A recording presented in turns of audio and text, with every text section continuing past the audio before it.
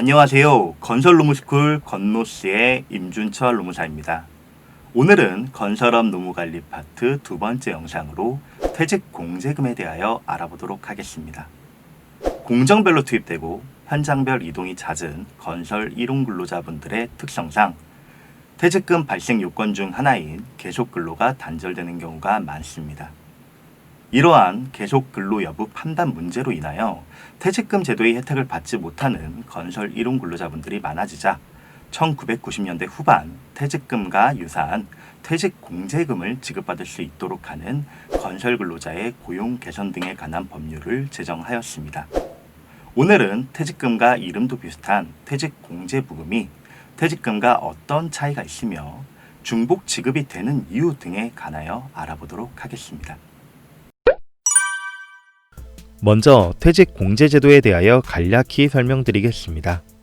퇴직공제제도는 건설근로자가 퇴직공제 가입 사업장에서 근로하면 본인 앞으로 퇴직공제금이 적립되고 퇴직할 때 이를 원금과 이자로 받아가는 제도입니다.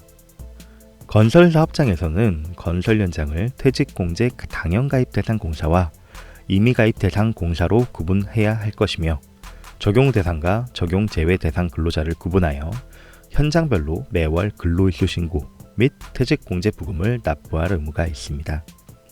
납부된 공제부금은 근로자 본인 앞으로 적립되고 근로자는 건설업에서 퇴직하는 경우 건설근로자공제회를 통하여 신청한 후 퇴직공제금을 지급받게 됩니다.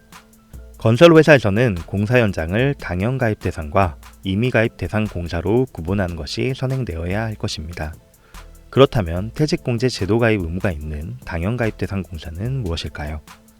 공사 예정 금액 1억 원 이상인 공공공사, 공사 예정 금액 50억 원 이상의 민간공사, 200호 이상의 공동주택, 오피스텔, 주상복합 건설공사입니다. 2020년 5월 27일 개정된 기준이며 공사 예정 금액을 참고하여 퇴직공제부금 신고, 납부를 해야 할 의무가 있습니다. 공사 현장을 당연가입 대상 공사로 구분하였다면 그 다음으로는 신고 대상인 퇴직공제제도가 적용되는 근로자를 구분해야 할 것입니다. 적용 대상 근로자는 근로계약 기간이 1년 미만의 일용, 임시직 건설 근로자입니다. 국적, 연령, 소속 및 직종에 관계없이 적용 제외 대상이 아닌 경우 모두 신고 의무가 있습니다. 이 경우 파견, 용역 근로자 여부와도 관계가 없습니다. 반대로 적용이 제외되는 근로자는 기간에 정함이 없는 상용직 근로자, 1년 이상 기간을 정한 기간제 근로자, 1일 소정근로시간이 4시간 미만이고 한 주간의 소정근로시간이 15시간 미만인 근로자입니다. 적용 및 제외 대상 기준이 1년인 이유는 무엇일까요? 눈치채신 분도 있겠지만 근로자 퇴직급여 보장법에 따른 퇴직금 발생 기준이 1년 이상 계속 근로이므로 1년 이상 근로계약 기간을 약정한 기간제 근로자나 기간에 정함이 없는 상용직의 경우 퇴직금을 지급받지 못하는 건설 근로자를 보호하는 퇴직공제제도 도입 취지에 반한다고 볼 수 있기 때문일 것입니다. 그렇다면 일용 근로자가 동일 퇴직공제 가입 사업장에서 1년 이상 연속 근무한다면 어떻게 될까요? 저번 영상과 같이 1년 이상 계속 근로관계가 단절 없이 이어진 경우라면 법정 퇴직금이 발생되게 될 것입니다. 이 경우 사업장에서는 당해 근로자가 1년이 경과된 날에 다음 날부터는 퇴직공제부금을 납부할 의무가 사라지게 됩니다. 따라서 일용 근로자의 계속 근로기간을 지속적으로 체크하여 퇴직금과 퇴직공제부금을 이중 지급하는 것을 방지해야 할 것입니다. 그렇다면 사업장에서 1년 이상 퇴직공제부금을 납부한 근로자가 퇴직한 경우 퇴직금을 지급하여야 할까요?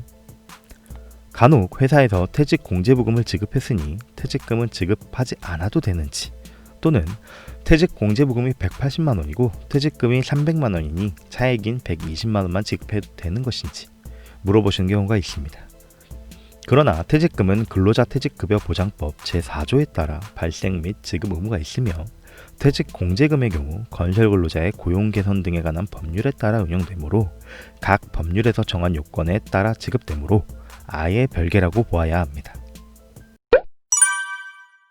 오늘은 건설업 노무관리 파트 두 번째 영상으로 퇴직공제제도에 대하여 알아보았습니다. 퇴직공제제도를 규정하고 있는 건설근로자의 고용 개선 등에 관한 법률이 2020년 5월 27일부터 개정되어 시행 중에 있습니다. 그중 벌칙 및 과태료 규정도 개정되었으니 적용 대상 근로자를 명확히 하여 과태료가 부과되지 않도록 신경 쓰셔야 할 것입니다. 오늘 영상이 도움이 되셨길 바라며 다음 영상에서 찾아뵙도록 하겠습니다. 임준철 노무사였습니다.